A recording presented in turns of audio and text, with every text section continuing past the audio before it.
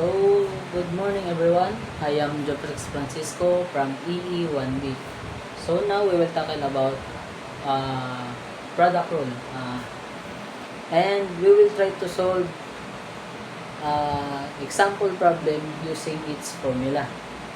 So now, product rule. So ano nga ba yung formula na ginagamit pagdating sa product rule? So, ang formula na ginagamit sa product rule is B over dx UV is equals to U dV over dx plus B is equals B is du over dx. So, ito yung formula na ginagamit pagdating sa product rule. So, bibigyan tayo ng isang example problem at gagamit natin yung formula using this product rule. So, example problem natin is y is equals to 3x squared plus 4 times 2x plus 7. So, meron tayong problem.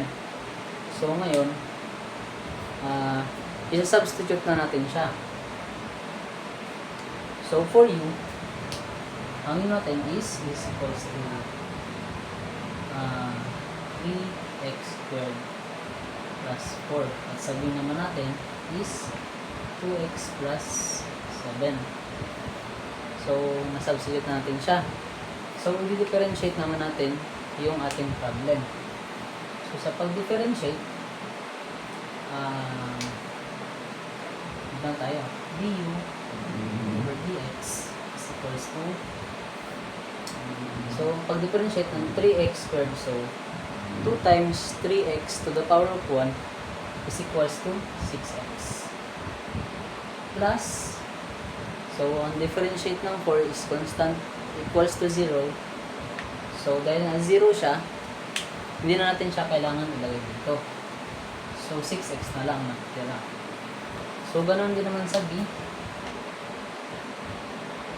dv over dx is equals to, ang differentiate ng 2x is equals to 2. So, ganoon din, differentiate ng 7 is constant to 0. So, hindi natin yung kailangan ilagay.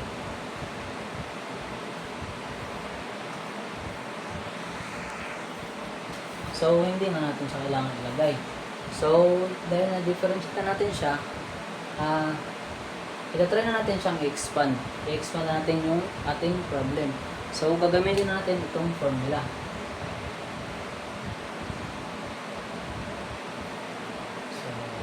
Ilalagay natin yung ating problem using this formula. So, d over dx is y is equals to u. Ang natin is 3x squared. 3x squared plus 4. Tapos, yung u naman natin is equal to 2. Plus, yung u naman natin ulit is 2x plus 7.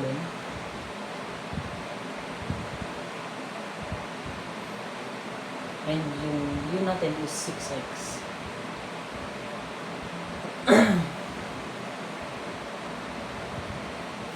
So, 6x. So, isosolve na natin siya. So, 3x squared times 2 is equals to 6x squared. Plus, 4 times 2 is equals to 8. And dito naman sa 2x times 6x is equals to 12x squared. Plus 6x plus 7, ay times 7 rather, is 42x. 42x.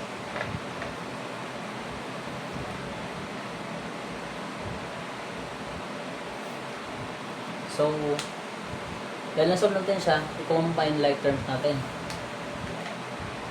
So, alin yung magkapara dito? Since na-solve natin siya. So, ang gagamit natin ito is addition. So, pag-combine like terms is 6 tsaka itong 12. So, 6 plus 12 is equals to 18. Hindi natin kailangan i-add din to yung x squared ng 6 at 12. So, kukupihan na lang natin siya. 18x squared plus, since si 8 ay wala siyang kasamang x or y, so nasa natin ilalagay is si 42